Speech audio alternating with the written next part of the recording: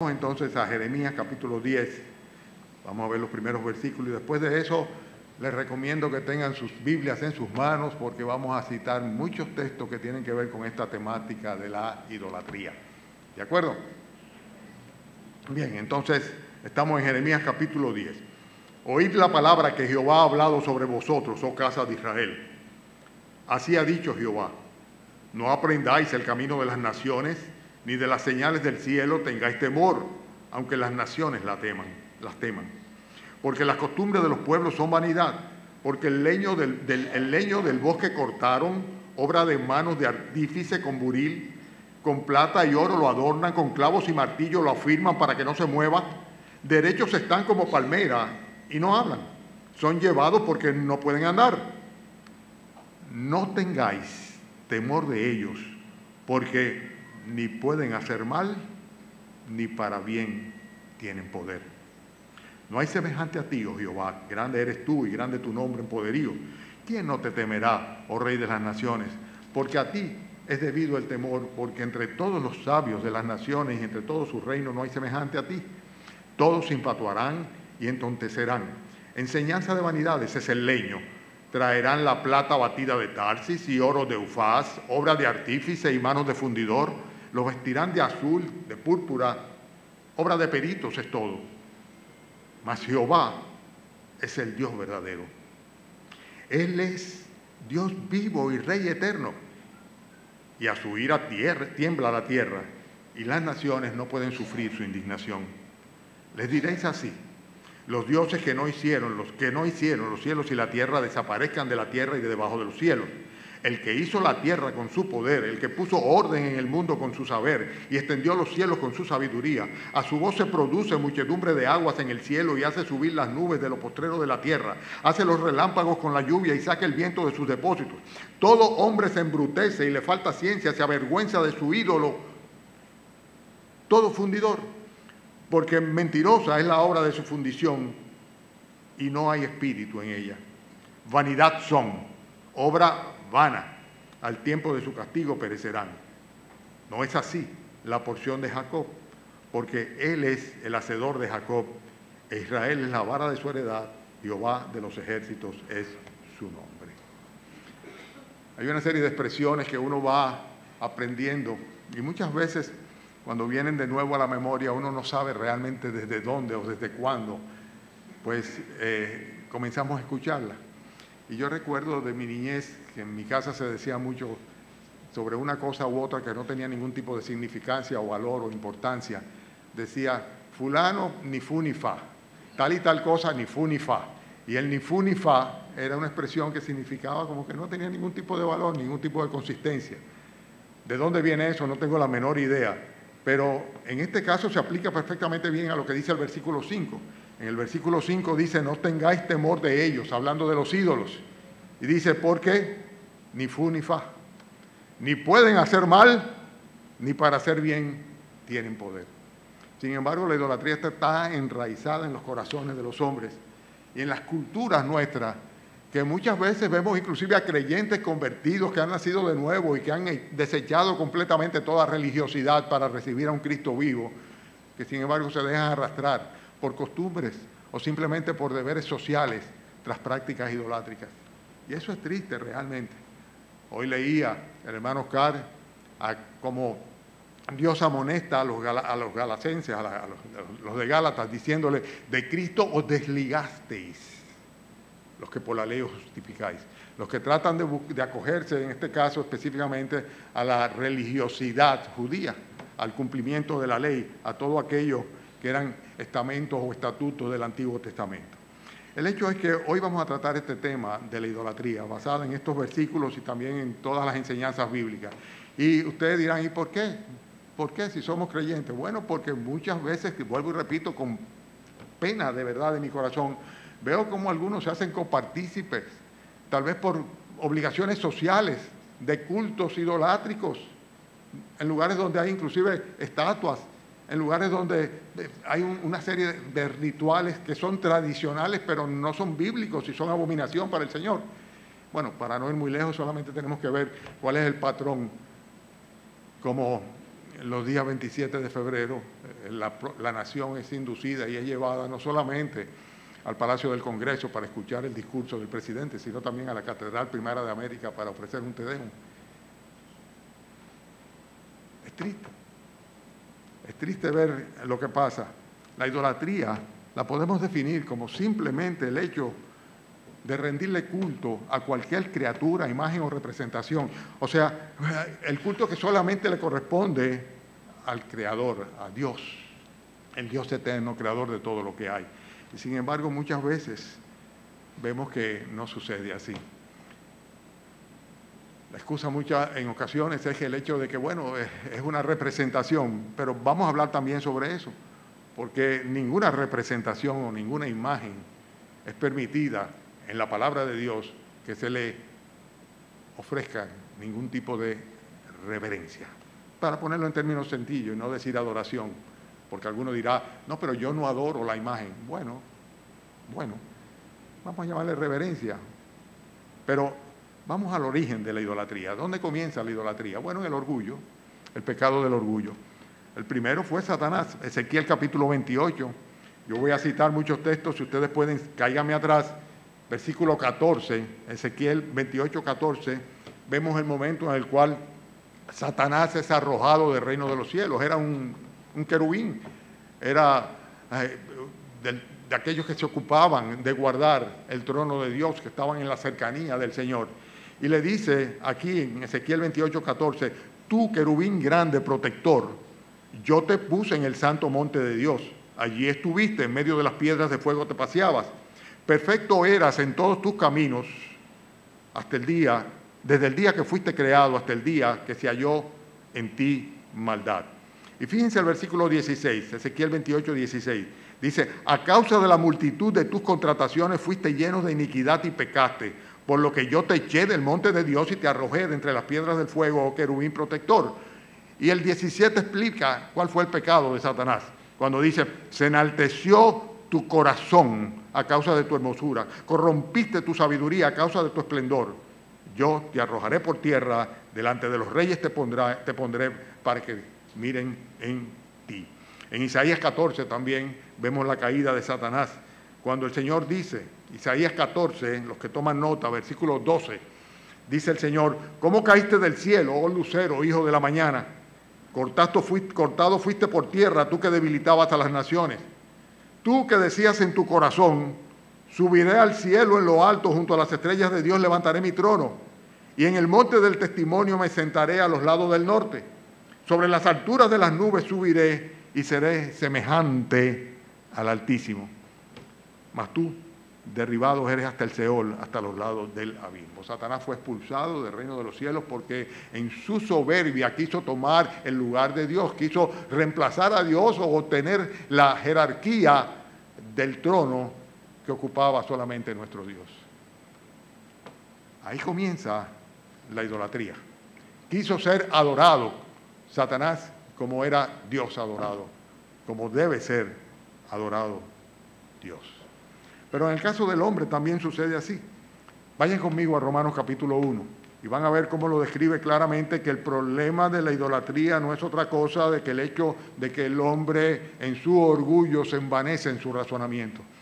Romanos capítulo 1, el versículo 21 nos habla sobre esto, sobre la condenación universal, diciendo, busquen en sus Biblias, anótenla, pongan notas, los exhorto a que lo hagan por allá atrás, para que tomen nota y guarden estos versículos y luego puedan entonces explicarles ustedes a otras personas que están en el oscurantismo, inmersos en el oscurantismo de la idolatría y que muchas veces no piensan que son idólatras.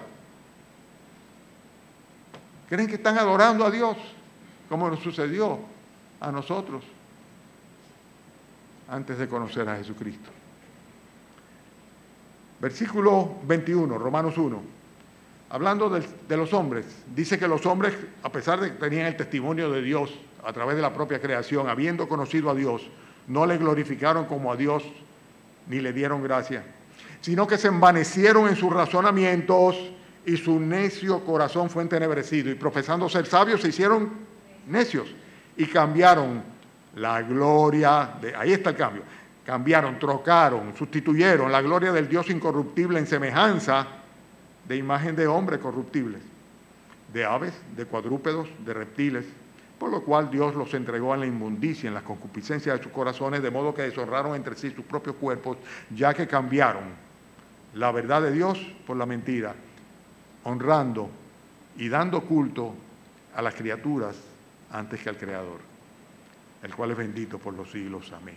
La idolatría se origina en el pecado del orgullo, en el caso de Satanás, que quiso ocupar el lugar de Dios, el trono de Dios, y en el caso del ser humano, que simplemente se envanece en su razonamiento y termina desechando a Dios y dándole honra a las criaturas, a las cosas creadas, antes que al Creador, al que hizo los cielos y la tierra y todo lo que en ellos hay.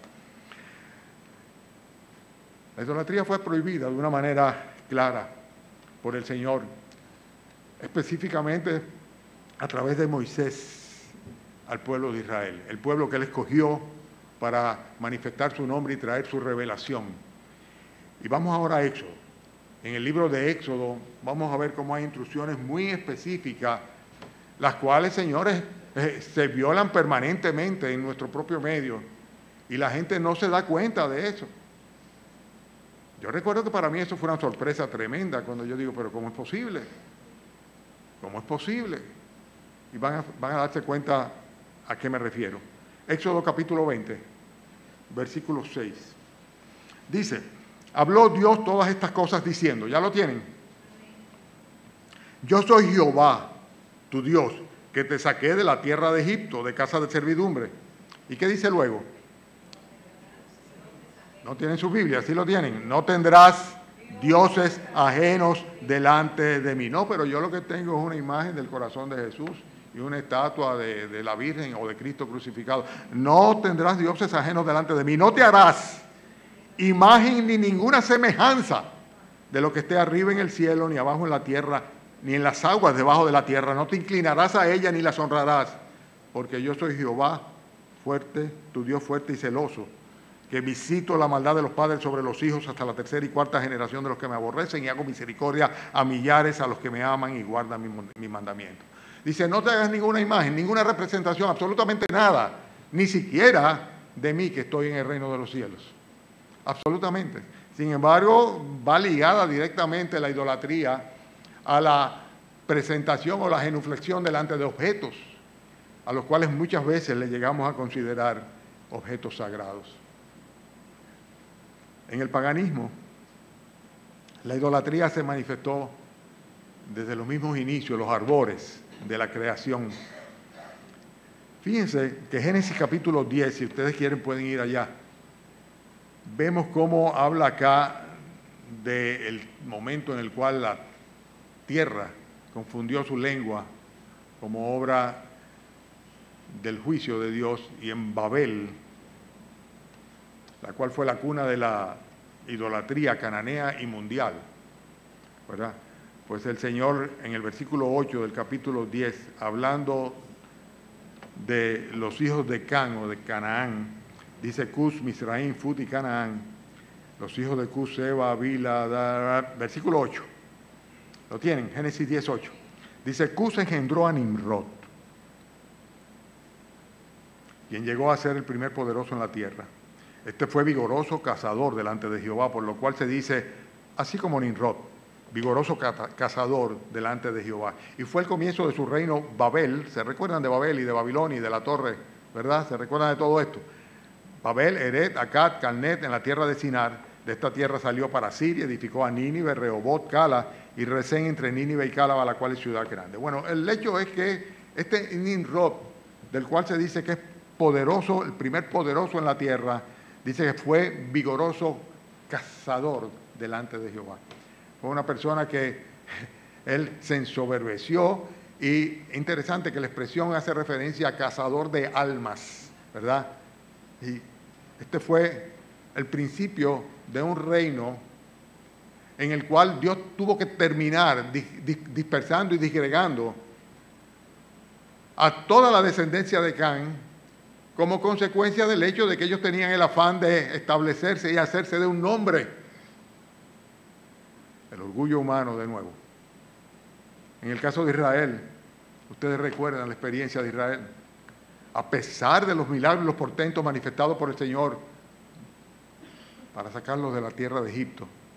Sin embargo, al poco tiempo terminaron de nuevo cayendo en la misma idolatría que practicaban antes en Egipto. Fíjense lo que dice Éxodo, capítulo 32. Vamos a leer aquí también unos versículos. Dice Éxodo 32, en sus inicios. Viendo el pueblo que Moisés tardaba en descender del monte, se acercaron entonces a Aarón y le dijeron, Moisés estaba en el monte Sinaí, estaba recibiendo las tablas de la ley, los mandamientos, y el pueblo abajo dice, se ha dilatado mucho Moisés, seguramente debe haber muerto por allá. Tuvo 40 días y 40 noches por allá. Bueno, pero el hecho es que, versículo, ¿dónde me quedé? Vamos a ver si me están siguiendo. Ayúdenme. En el 32, 1. Y dijeron, levántate, haznos dioses que vayan delante de nosotros. Porque a este Moisés, el varón que nos sacó de la tierra de Egipto, no sabemos qué le haya acontecido. Y Aarón les dijo, apartad los zarcillos de oro que están en las orejas de vuestras mujeres, que vuestros hijos y vuestras hijas, de vuestros hijos y vuestras hijas, y traédmelos. Entonces todo el pueblo apartó los zarcillos de oro que tenían en sus orejas y los trajeron a Aarón, y él los tomó de la mano de ellos y le dio forma con buril, e hizo de ellos, ¿qué dice? Un becerro de fundición. Entonces dijeron, Israel, estos son tus dioses que te sacaron de la tierra de Egipto. Y viendo esto, Aarón edificó un altar delante del becerro y pregonó a Aarón y dijo, mañana será fiesta para Jehová. A través de un ídolo, de un becerro, van a celebrarle fiesta a Jehová.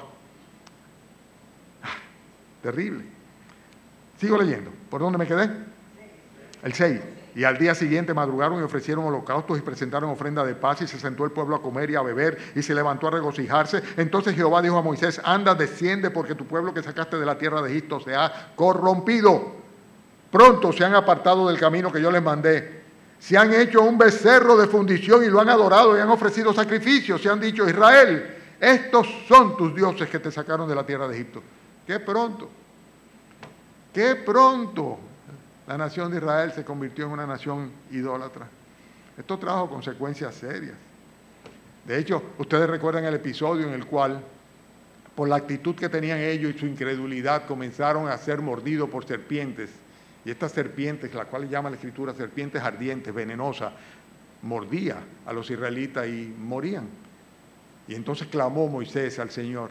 Y el Señor le dijo, bueno, búscate un asta, un palo, y funde una serpiente en bronce. Dice, ponla en el palo. Y cuando alguno sea mordido por la serpiente, que fije su mirada en por las serpientes venenosas, ¿no? Que fije su mirada en el asta, en el palo, en la serpiente que está en el palo, y vivirá. Y así fue. Los que no creyeron dijeron, bueno, no me parece que ese sea el remedio, pues seguramente murieron. Pero los que por fe miraron hacia la cruz de Cristo, esos vivieron. ¿Por qué digo hacia la cruz de Cristo? Porque el Señor Jesucristo lo tomó como referencia, diciendo, así como Moisés levantó la serpiente en el desierto, así es necesario que el Hijo del Hombre, hablando de sí mismo, sea levantado para que todo aquel que en Él crea no se pierda, mas tenga vida eterna. La mirada de fe en Cristo crucificado es la que puede salvar al pecador. Eso lo cantábamos también como un himno en una época. Pero el hecho es que Israel rápidamente volvió a caer en la idolatría de la cual el Señor le había librado el Señor estando en Egipto. Sin embargo, no solamente sucedió dentro del paganismo y dentro de la nación de Israel, sino que también en el cristianismo la idolatría se ha hecho rampante y presente a través de la historia. Los israelitas aprendieron la lección y durante muchísimos años después del cautiverio babilónico fueron un pueblo monoteísta. O sea, solamente adoraban al Dios de Israel, a Jehová, Dios de Israel. Así era. Sin embargo, en el tiempo aunque en el tiempo del nacimiento de la iglesia el judaísmo no incluía adoración de imágenes, ni mucho menos, ni objetos de adoración en sus rituales. Sin embargo, pronto, en el año 300 de nuestra era, después de Cristo, el año 313, 12 específicamente, el Constantino vence a Magencio en una batalla en Roma, en el puente Milvio, y a partir de ese momento entonces se oficializa el cristianismo como parte de la religión romana. Pero que resulta que Roma era politeísta. La cultura greco-romana era completamente politeísta, tenía muchísimos dioses. Y había un conflicto en ese sentido, porque el pueblo estaba habituado, así como lo estuvieron los israelitas cuando salieron de Egipto, el pueblo estaba habituado, la nación estaba habituada, los romanos, el imperio estaba habituado a que cada gente tenía su propio dios. Y algunos de ellos tenían sus dioses muy particulares. Y entonces, ¿qué resultó? Que simplemente se produjo una fusión entre un cristianismo impuesto, ¿verdad?, y un paganismo real practicado por la nación. Y esto fue lo que trajo como consecuencia la costumbre pagana de adorar a diferentes dioses dentro del cristianismo incipiente en sus primeros años de la formación de la iglesia. Esta costumbre fue lo que nos trajo como herencia, y lo tenemos todavía entre nosotros, a los santos, la adoración de los santos, la adoración de los patronos, el santo patrón de... Y si ustedes se ponen a averiguar, en nuestro país, en las diferentes comunidades, los diferentes pueblos, tienen sus santos patrones. Y por eso se celebran fiestas patronales, ¿verdad? Fiestas patronales. Bien, el hecho de que esta costumbre pagana de adorar muchos dioses trae como consecuencia el hecho de que aparezcan muchísimos santos, muchísimos santos. Lo que hicieron fue un sincretismo entre el paganismo y el cristianismo. Y esto nos trajo como consecuencia lo que conocemos como el santoral. Algunos de ustedes no han oído hablar de eso, pero el santoral no es otra cosa que un listado enorme de santos para adorarse, honrarse en cada día y en cada mes, en cada año. Por ejemplo, ¿qué fue lo que sucedió? Ellos estaban acostumbrados a adorar al dios Apolo.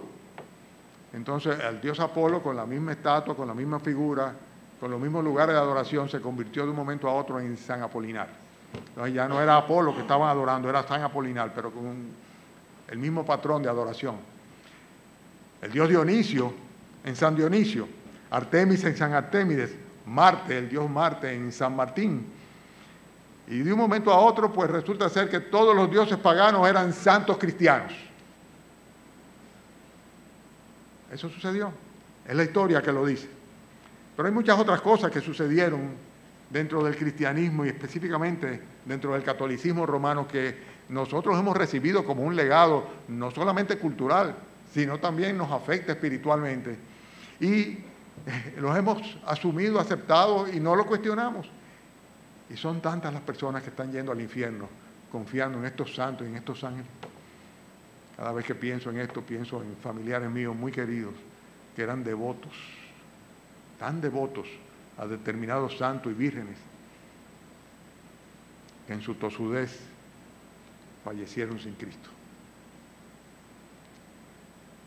Pero vamos a volver al tema. En el 375, después de nuestro Señor Jesucristo, se aprobó la veneración de los ángeles, de los santos, muertos y de las imágenes. Y era algo aprobado por la Iglesia Católica en Roma. En el 786, evidentemente de nuestra era cristiana, se promovió la veneración de la cruz. Y fue cuando comenzaron a santificarse aquellas imágenes y aquellas reliquias que le llamaban reliquias sagradas. Entonces la competencia era para ver en qué ciudad, de qué país, en cuál iglesia estaba la determinada reliquia de determinado santo, porque esto le daba jerarquía. Y de hecho, yo no sé cómo funcionará hoy día, pero yo recuerdo en mi niñez que parte de los ajuares del sacerdote cuando ofrecía la misa era que tenía que tener algún artículo que en su contenido eran restos un santo, una reliquia de un santo. De hecho, se llamaba el relicario o algo así, mi memoria no me falla. Yo no sé si todavía eso está vigente, porque van variando. Pero el hecho es que en el año 786 se promovió todo esto, imágenes, reliquias santificadas. En el siglo X, ¿ustedes saben cuántos santos ya habían sido canonizados por la Iglesia Católica? 25.000. Había santos para cada quien, para que cada quien escogiera el que quisiera. 25.000 santos ya para el siglo X. En el año 1090, después de nuestro Señor Jesucristo, o sea, de nuestra era, se aprobó y se adoptó el rosario como una forma de comunicación con Dios, de oración a Dios. Ustedes saben que eso viene del paganismo, claro. De hecho, los paganos, los que no son cristianos todavía hoy día, utilizan el rosario. Ustedes pueden verlo en imágenes por los noticieros y la televisión, las personas pasando sus rosarios, contando sus cuentas. Pío X, bueno, esto ya lo dije, que para el siglo X ya se habían canonizado 25.000 santos. En el 1220 fue cuando el Papa Honorio II ordenó la adoración de la hostia. O sea que lo que estoy diciendo, fíjense, primero hablamos de la definición de idolatría, luego el origen de la idolatría, luego la prohibición de la idolatría y cómo se manifiesta históricamente la idolatría, tanto en el paganismo, tanto dentro de la nación de Israel como dentro del cristianismo. Todavía tengo 3 puntos adicionales. El próximo son las manifestaciones actuales que tenemos de la idolatría. Hoy día hay una cantidad de religiones politeístas que muchas personas dándose unas ínfulas de espiritualidad la practican. Todo lo que tiene que ver con religiones o prácticas esotéricas. Pero sabemos, y es un argumento que muchas veces esgrimen los incrédulos cuando quieren justificarse en su incredulidad, dice, pero la gran mayoría del mundo no conoce de Cristo. Es cierto, una tercera parte del mundo no conoce a nuestro Señor Jesucristo. De ahí la encomienda a los creyentes de ir por todo el mundo y predicar el Evangelio a toda criatura. Porque si no reciben a Cristo, si no conocen a Cristo, no tienen posibilidad de ser salvos. El budismo, el taoísmo, el sintoísmo japonés, todas estas cosas son prácticas, religiones que tienen una práctica idolátrica full, por así decirlo, completas. Cuando fuimos a China, tú recuerdas, ¿verdad, mi hermano? Esas pagodas con todos esos ídolos, ¿verdad? Y la gente ofreciéndole incienso y adorándole. El hinduismo específicamente, bueno, hoy día la nación más poblada del mundo ya no es China. ¿Cuál es? La India. Y lo que practican es precisamente el hinduismo. Sus dioses son múltiples. Brahma, Vishnu, Shiva. Es interesante que Shiva es una figura de mujer que tiene muchos brazos, etc. Hace unos años nació una niña que tenía 4 brazos y también 4 pies. Y consideraron que era una reencarnación de Shiva. Evidentemente, se ve que fue un problema en la concepción de gemelos que se convirtieron en siameses. Pero en fin, no vamos a entrar en eso. El hecho es que en la actualidad hay muchas religiones que son politeístas. ¿Qué dijo el Señor Jesucristo? Él dijo, yo soy una opción. Él dijo, yo soy el camino, la verdad y la vida. Nadie viene al Padre si no es por mí. O Cristo estaba perdido, era un arrogante, era un loco, o sencillamente era quien decía ser Dios. Y nadie puede llegar al cielo, a la presencia del Señor, si no es por nuestro Señor Jesucristo. Pero no solamente eso, sino que se practica hoy día mucho lo que es el ocultismo, el espiritismo, que no es otra cosa que la invocación de espíritus de muertos.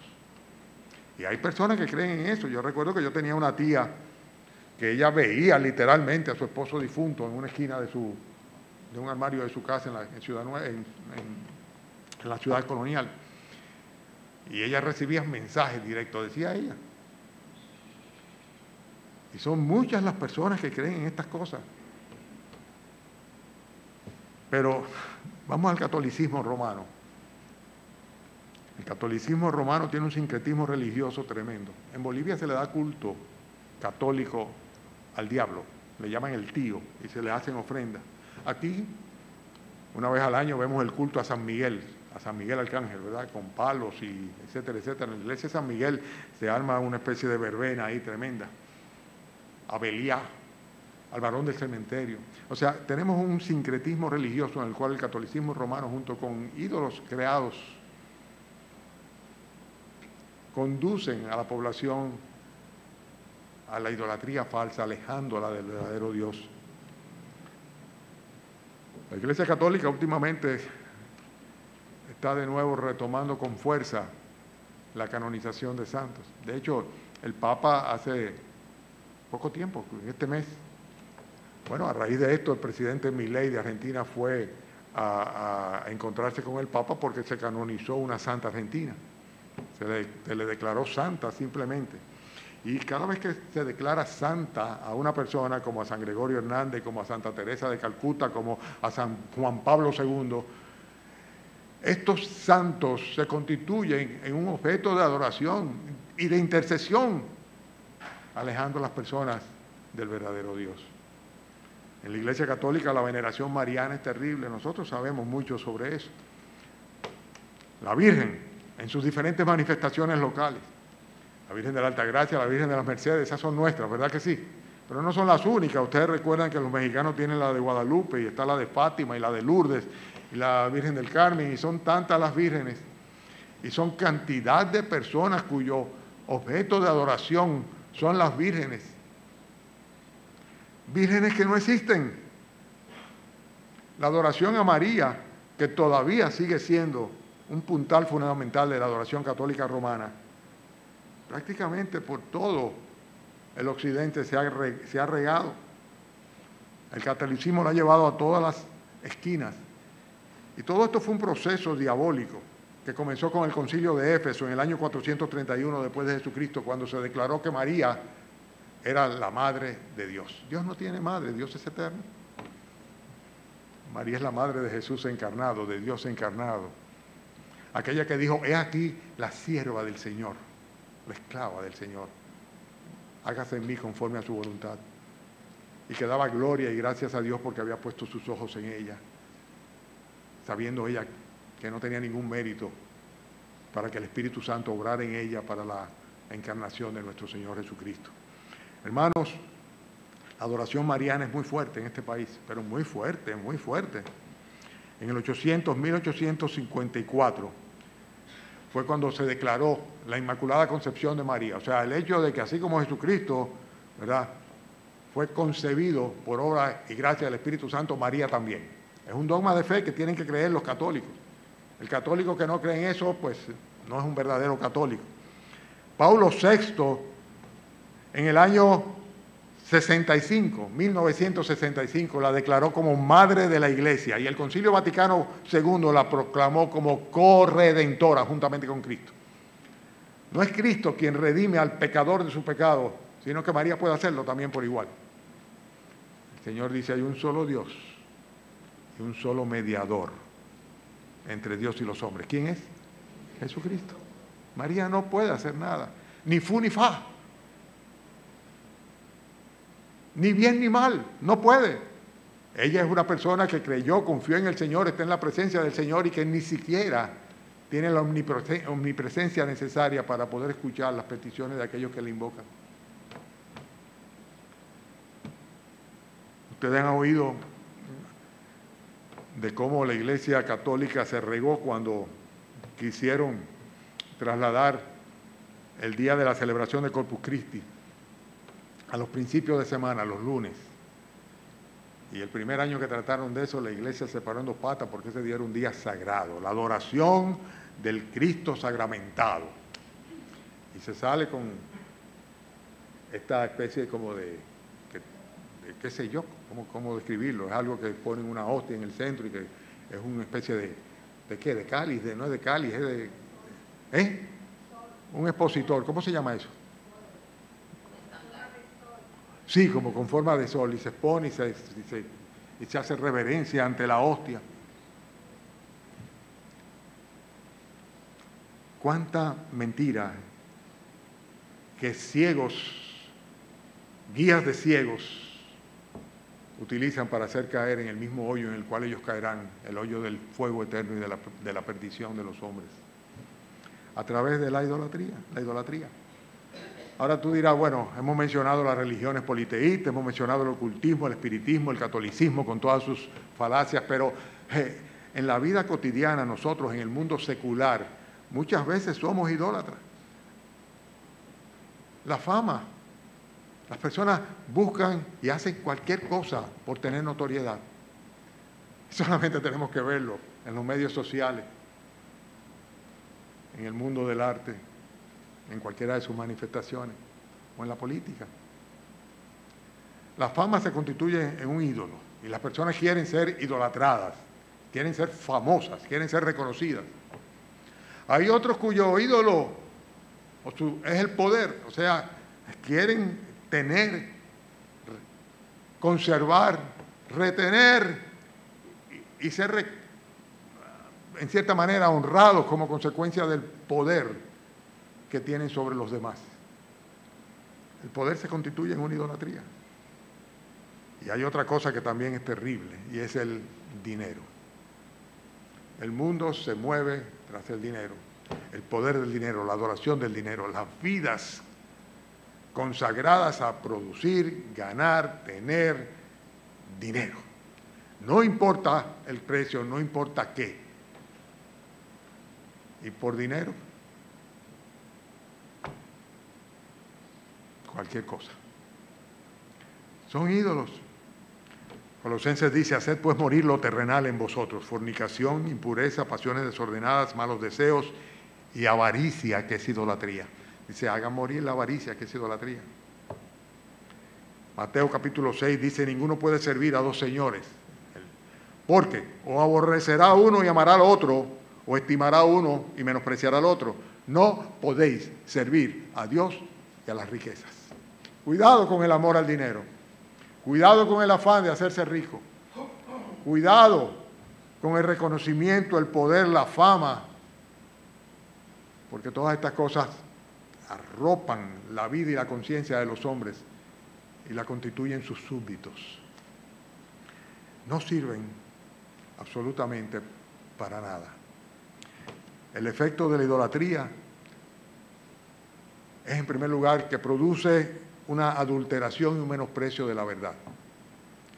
Llega un momento en que a la gente no le importa cuál es la verdad. Yo quiero seguir en mis prácticas, yo quiero vivir como yo he vivido, porque así también vivió mi mamá y mi abuelo y mi bisabuelo, y no me importa cuál sea la verdad. Pero mira que la Biblia dice, no me importa lo que sea la Biblia, diga la Biblia. Pero que Jesucristo dijo, no importa lo que dijo Jesucristo. La primera consecuencia de la idolatría es que produce una insensibilidad espiritual que hace que la gente ni siquiera razona. A mí me encanta el pasaje de Isaías 44. ¿Quieren verlo conmigo? Isaías 44, 9.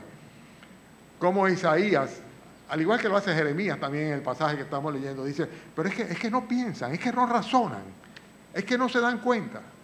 Pero el argumento, no es al palo, no es a la estatua, no es al muñeco, es a lo que representa. Qué mentira, qué mentira.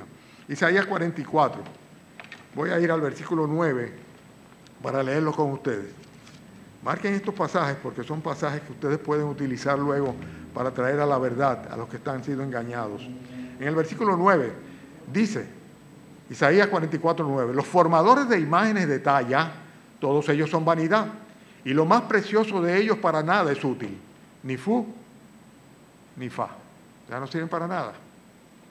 Dice, ellos mismos son testigos para su confusión de que los ídolos no ven ni entienden. ¿Lo tienen? Voy muy rápido. Es que no quiero extenderme mucho. Dice, ¿quién formó un Dios o quién fundió una imagen que para nada es de provecho, ni fu ni fa? He aquí que todos los suyos serán avergonzados, porque los artífices mismos son hombres. Todos ellos se juntarán, se presentarán, se asombrarán y serán avergonzados a una. El herrero toma la tenaza, trabaja en ascuas, les da forma con los martillos, trabaja en ello con la fuerza de su brazo. Luego tiene hambre y le faltan sus fuerzas, no bebe agua y se desmaya. El carpintero tiende la regla, lo señala con almagre, lo labra con los cepillos, le da figura con el compás, lo hace en forma de varón, a semejanza de hombre hermoso para tenerlo en la casa. Corta cedros y toma ciprés y encina que crecen entre los árboles del bosque, planta pino que se críe con la lluvia, de él se sirve luego el hombre para quemar y toma de ellos para calentarse, enciende también el horno, cuece panes y además hace un dios y lo adora, fabrica un ídolo, se arrodilla delante de él, parte del leño quema en el fuego, con parte de él come carne, prepara un asado, se sacia, y después se calienta y dice, oh, me he calentado, he visto el fuego, y hace del sobrante un dios, un ídolo suyo.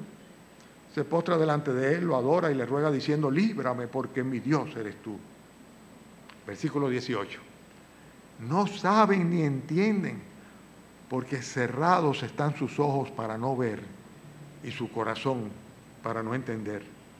No discurre para consigo, no tiene sentido ni entendimiento para decir, parte de esto quemé en el fuego y sobre sus brasas cocí pan, hace carne y me la comí. Haré del resto de él una abominación, me postraré delante de un tronco de árbol. De ceniza se alimenta su corazón engañado, su corazón engañado le desvía, para que no libre su alma, ni diga, no es pura mentira lo que tengo en mi mano derecha. No es pura basura esto, no es pura mentira, puro engaño. Es que parte del efecto de la idolatría es que produce una insensibilidad espiritual. O sea, obnubila la mente y el corazón de las personas. Pero en realidad los ídolos ni pueden hacer bien, ni pueden hacer mal. Ni fu ni fa, no sirven para nada. Es lo que veíamos en el texto nuestro de Jeremías, cuando dice, las costumbres de los pueblos, Jeremías 10:3, son vanidad, porque el leño del bosque cortaron, obra de manos de artífices con buril, con plata y oro lo adornan. Estoy de nuevo en Jeremías, nuestro texto original, versículo 5. Sus derechos están como palmeras, no hablan. Está hablando de esas estatuas que hacemos las procesiones y que están en las iglesias y que muchos tienen en sus casas también. Dice, derechos están como palmeras, versículo 5, ¿lo tienen? No hablan, son llevados porque no pueden andar. Y dice luego, no tengáis temor de ellos porque ni pueden hacer mal, ni para hacer bien tienen poder. Y en el versículo 10 ahí mismo dice, mas Jehová es el Dios verdadero. Él es Dios vivo y Rey eterno. A su ira tiembla la tierra y las naciones no pueden sufrir su indignación. Bueno, hay que tener mucho cuidado porque la idolatría trae siempre consecuencias. La primera es esto, el hecho de que produce una insensibilidad espiritual. Yo tengo personas muy amadas de mi familia que están atrapadas en esto. Y tantos años pidiéndole al Señor que quite el velo, que descubra el velo y que se den cuenta de la insensatez de la idolatría que viven.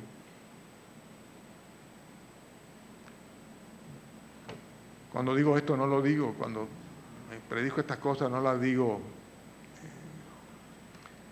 con altanería o prepotencia o ufanándome de ellos, sino con un tremendo, profundo lamento en mi corazón por tantas personas que amo que están atrapadas en esta mentira. Como lo estuvimos muchos de nosotros durante muchos años. Muchos años. ¿Qué hace la idolatría? La idolatría convierte a los hombres en adoradores de los demonios. De los demonios. Primera de Corintios, capítulo 10, versículo 19. Lo dice muy claro. El apóstol Pablo dice, ¿qué digo pues? Primera de Corintios 10, 19, perdón. ¿Qué digo pues? ¿Que el ídolo es algo? Primera de Corintios 10, 19. ¿O que sea algo lo que se sacrifica a los ídolos? Antes digo que lo que los gentiles sacrifican, a los demonios lo sacrifican y no a Dios. Y no quiero que vosotros os hagáis partícipes de los demonios. Si usted va a una misa, aunque sea para cumplir por una persona, usted está siendo copartícipe de los demonios, ¿lo sabía? Yo diría, pero es para darle el pésame, sí, pero se metió en una misa, en un ritual pagano, en un lugar de ídolos. Pero sigo leyendo, no voy a dar mi opinión. Vamos de nuevo al capítulo 10 de Primera de Corintios. Primera de Corintios 10. ¿Qué digo pues? ¿Que el ídolo es algo, o que sea algo lo que se sacrifica a los ídolos? Antes digo que lo que los gentiles sacrifican, a los demonios lo sacrifican y no a Dios. Y no quiero que vosotros hagáis partícipes con los demonios. No podéis beber la copa del Señor y la copa de los demonios. No podéis participar de la mesa del Señor y de la mesa de los demonios. ¿Cuál es la mesa del Señor? La Santa Cena, ¿verdad? ¿Y cuál es la mesa de los demonios? La Eucaristía. La Eucaristía católico-romana, en el cual se adora a la hostia y se proclama que ellos están repitiendo incruentamente el sacrificio de nuestro Señor Jesucristo y que el pan literalmente es el cuerpo de Cristo y el vino es literalmente la sangre de Cristo. Y es un ritual idolátrico. Y el cura lo dice así: recibe pues este santo sacrificio que ofrecemos, etcétera, etcétera, etcétera, en su invocación. Sigo leyendo. ¿Dónde me quedé? Versículo 21. No podéis beber la copa del Señor y la copa de los demonios.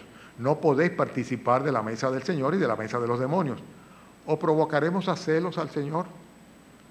¿Somos más fuertes que Él? La idolatría convierte a los hombres en adoradores de los demonios, porque detrás de todos esos ídolos lo que hay son espíritus demoníacos que pretenden mantener a los hombres en la esclavitud y en la mentira.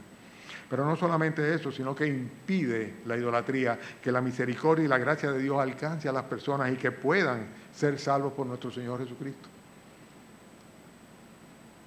Hechos, capítulo 17, Hechos capítulo 17. Ya se cansaron, ya estoy terminando, un chinchín más. Hechos capítulo 17. Hay temas que hay que cubrirlo completos, ¿verdad? Estamos viendo las consecuencias de la idolatría. Hemos visto la definición de idolatría, el origen de la idolatría, la prohibición de la idolatría, las manifestaciones históricas de la idolatría, las manifestaciones actuales de la idolatría, el efecto que produce la idolatría, y ahora estamos concluyendo en las consecuencias de la idolatría. Y en Hechos capítulo 17 nos muestra cómo la idolatría impide que la misericordia y la gracia de Dios alcance a las personas que la practican. Hechos capítulo 17, versículo 24. El Dios, ¿lo tienen? El Dios que hizo el mundo y todas las cosas que en él hay, siendo Señor del cielo y de la tierra, no habita en templos hechos por manos humanas, ni es honrado por manos de hombres como si necesitase de algo, pues Él es quien da a todos vida y aliento y todas las cosas, y de una sangre ha hecho todo el linaje de los hombres, para que habiten sobre toda la faz de la tierra, y les ha prefijado el orden de los tiempos y los límites de su habitación, para que busquen a Dios, y en alguna manera palpando puedan hallarle, aunque ciertamente no está lejos de cada uno de nosotros, porque en Él, o sea, en Dios, vivimos y nos movemos y somos, como algunos de vuestros propios poetas también han dicho, porque linaje suyo somos. Está el apóstol dando testimonio acá de la misericordia y la gracia de Dios. Pero en el versículo 29 dice lo siguiente: siendo pues linajes de Dios, no debemos pensar que la divinidad sea semejante a oro o plata o piedra, escultura de arte y de imaginación de hombre. Pero dice el versículo 30, pero Dios, habiendo pasado por alto los tiempos de esa ignorancia, ahora manda a todos los hombres en todo lugar que se arrepientan, por cuanto ha establecido un día en el cual juzgará al mundo con justicia por aquel varón a quien designó, dando fe a todos con haberle levantado de entre los muertos. Cristo resucitó. Él es la única persona y el único objeto de nuestra adoración. Y la única manera de nosotros terminar con la idolatría, ustedes saben cómo es, arrancándola, desarraigándola de nuestra vida de una vez por todas y destruyendo cualquier tipo de objeto que pueda promover la idolatría, sacándolo de nuestro ambiente, de nuestro entorno. Recuerdo que en mi casa había un cuadro cerca de la entrada, en el vestíbulo de entrada, de un corazón de Jesús con el corazón abierto, que echaba como... Ustedes han visto eso, que se ve como un corazón y una imagen de un hombre. Y yo recuerdo que uno pasaba por ahí, hacía...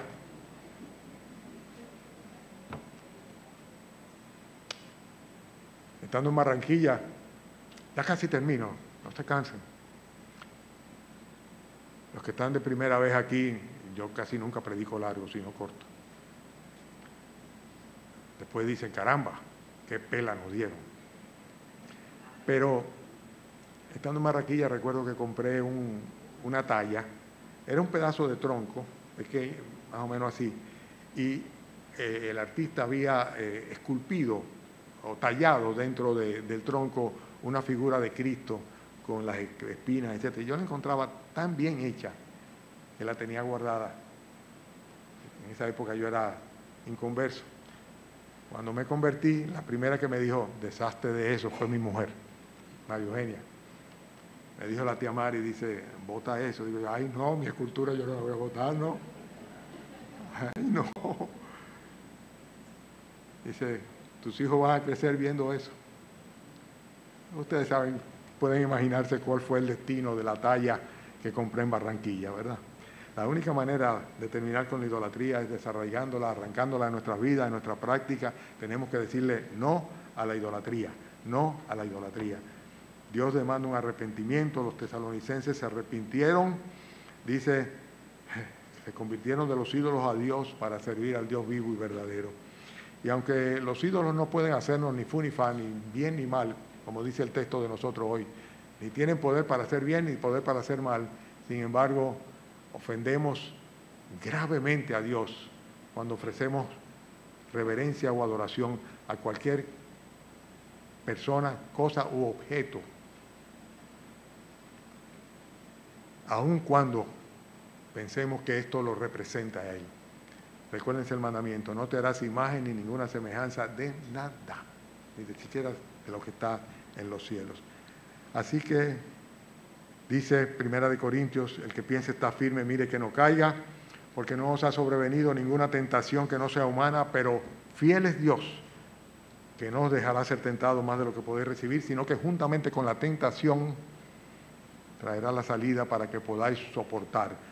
Por tanto, Primera de Corintios 10, 14, por tanto, dice el apóstol Pablo, amados míos, huid de la idolatría. Huid de la idolatría. Hay que tener mucho cuidado, poner distancia y separación de todo lo que tenga que ver con culto idolátrico que reemplaza la adoración, que realmente y exclusivamente le debemos al Señor y la cual debe ser en espíritu y en verdad. Porque tales adoradores son los que Dios quiere que le adoren. Amén. Vamos a orar. Damos las gracias, Señor, por las enseñanzas de tu palabra y damos gracias, Señor, porque nos concedes, Señor, a través de ella, pues, conocer exactamente tu sentir. Y de esta manera, Señor, guardarnos de ofenderte, de producirte cualquier tipo de agravio, Señor. Ayúdanos, Señor, a ser el tipo de adoradores que tú quieres, Señor. Obra en nuestras mentes, en nuestros corazones. Y mira, Señor, a los que están atrapados en esta religiosidad absurda que lo que hace es alejarles de ti. Y permite que puedan tener un encuentro personal contigo, Señor. Y que puedan desechar y convertirse de los ídolos a ti, Señor. Gracias por esta mañana, gracias por la comunión de que disfrutamos, pero sobre todo, Señor, gracias por tu presencia, tu Santo Espíritu y tu palabra. En el nombre de Jesús te las damos. Amén.